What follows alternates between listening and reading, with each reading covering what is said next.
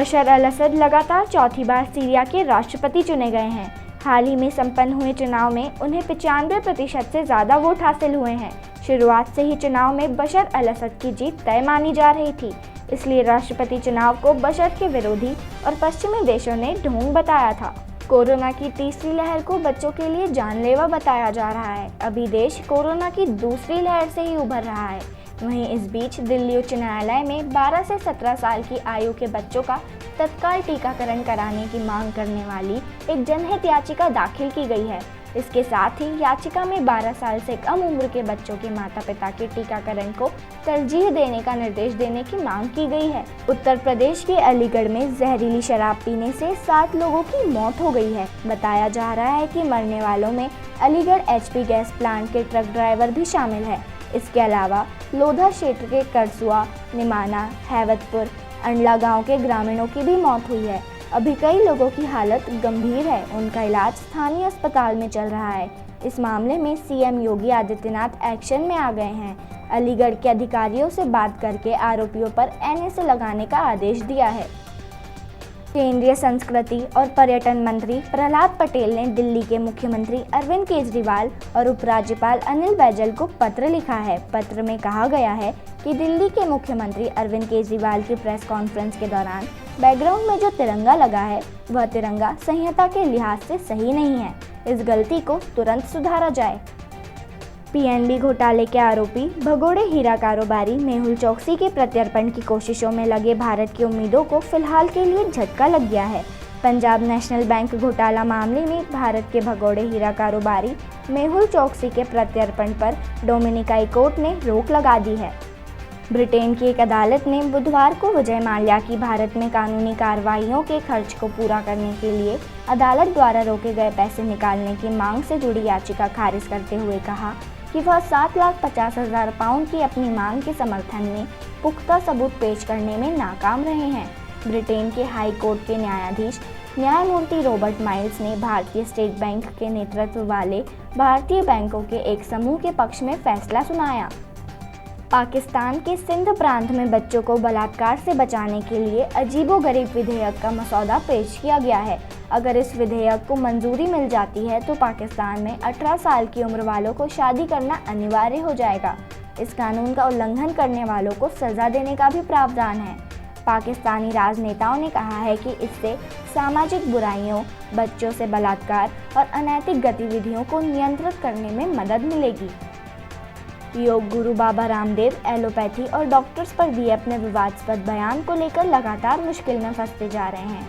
इस बीच Indian medical association ने प्रधानमंत्री नरेंद्र मोदी को पत्र लिखकर रामदेव की शिकायत की है। IMA ने चिट्ठी में लिखा है कि पतंजलि के मालिक रामदेव के वैक्सीनेशन पर गलत सूचना के प्रचार को रोका जाना चाहिए।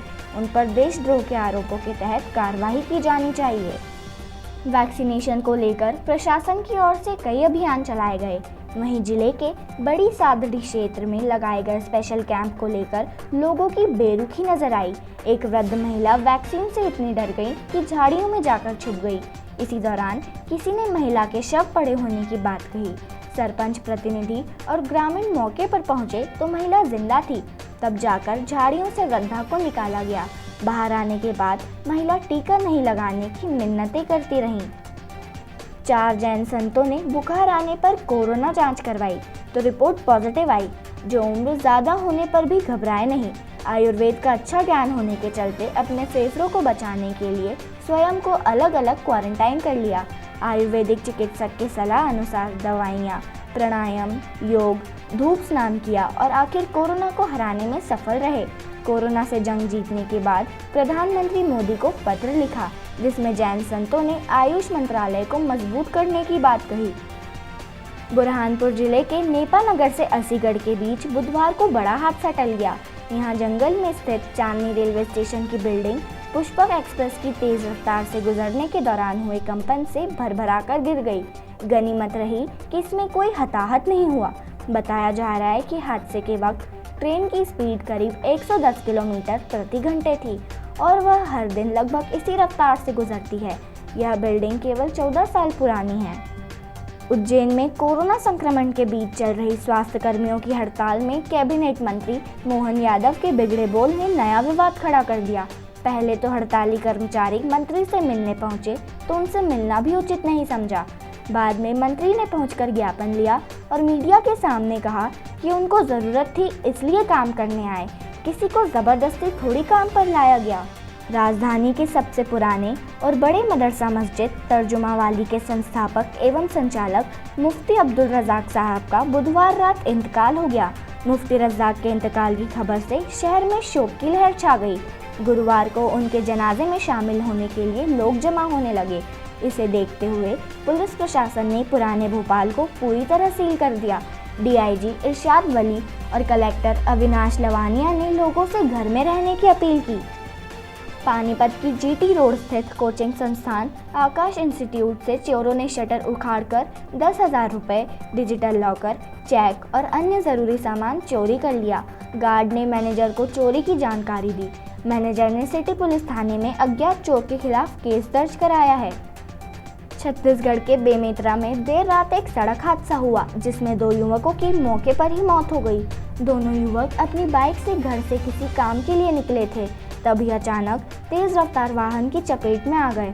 पुलिस ने अज्ञात वाहन चालक के खिलाफ मामला दर्ज कर आगे की कार्रवाई में जुट गई है।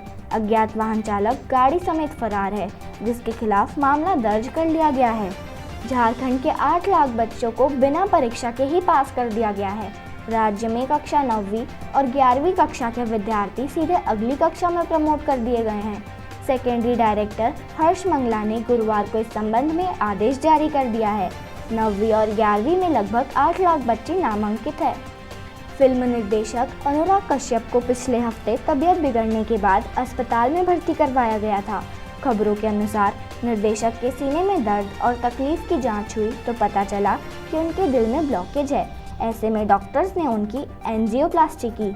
अनुराग कश्यप के प्रवक्ता ने बताया कि अनुराग की तबीयत में सुधार हो रहा है और वो पहले से बेहतर महसूस कर रहे हैं। डॉक्टर्स ने अभी उन्हें आराम करने के लिए कहा है। कुछ वक्त तक आराम करने के बाद ही वो फिल्मों की शूटिंग शुरू करेंगे। डायरेक्टर एस राजमौली की साल की मोस्ट अवेटेड फिल्म RRR को लेकर एक बड़ी अनाउंसमेंट की गई है। बता दें कि फिल्म सिनेमाघरों में रिलीज होने के बाद डिजिटल रिलीज भी होगी। फिल्म के मेकर्स ने अपने डिजिटल पार्टनर्स की अनाउंसमेंट कर दी है, जिसे ट्रेड एनालिस्ट करण आदर्श ने ट्वीट कर बताया है। एक्ट्रेस हिना खान के पिता असलम खान का पिछले महीने कार्डियक अरेस्ट के कारण निधन हो गया था। अपने पिता को खोने के बाद से ही हिना टूट गई हैं और वे आए दिन उन्हें याद भी करती रहती हैं। अब हाल ही में दिए एक इंटरव्यू में हिना खान ने बताया कि मेरे पिता के निधन के बाद प्रियंका चोपड़ा ने मुझे दिल को छू लेने वाला एक बहुत लंबा मैसेज भेजा था। साथ ही उन्होंने प्रियंका की जमकर तारीफ भी की है। एक्टर आमिर खान की बेटी ईरा खान ने अगत्सु फाउंडेशन नाम की एक कंपनी लॉन्च की है। हाल ही में इस बात की अनाउंसमेंट ईरा खान ने खुद सोशल मीडिया पर अपनी एक वीडियो शेयर कर की है। उनका यह फाउंडेशन मानसिक स्वास्थ्य से जुड़े मुद्दों पर लोगों की मदद करने का काम करेगा।